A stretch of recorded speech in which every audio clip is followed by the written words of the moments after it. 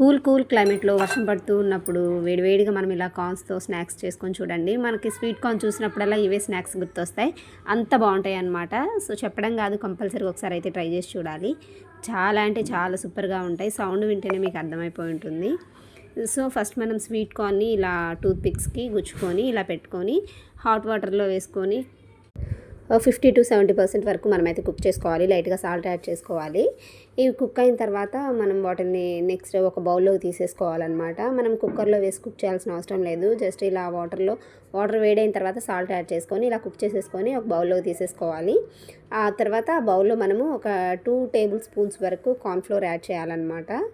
And next దీనిలోకి sweet కార్న్లో compulsory pepper add చేసుకోవాలి. So మనం తీసుకున్న స్వీట్ కార్న్ స్టిక్స్ ఎన్ని ఉన్నాయో ఆ క్వాంటిటీకి సరిపడా అయితే కార్న్ఫ్లోర్ యాడ్ చేసుకొని నెక్స్ట్ మనం ఆల్రెడీ బాయిల్ చేసేటప్పుడు కొంచెం సాల్టే వేసాం కదా. సో ఇప్పుడు ఇంకొంచెం ఈ పౌడర్కి వాటికి సరిపడా లైట్గా మళ్ళీ సాల్ట్, పెప్పర్ అండ్ అలాగే కారం యాడ్ చేసుకొని ఒకసారి బాగా మిక్స్ చేసుకోవాలి. అవసరమైతే కొంచెం లైట్గా వాటర్ స్ప్రింకిల్ చేసేసుకొని బాగా మిక్స్ చేసుకొని మనము డీప్ ఫ్రై చేసేసుకోవడమేనమాట.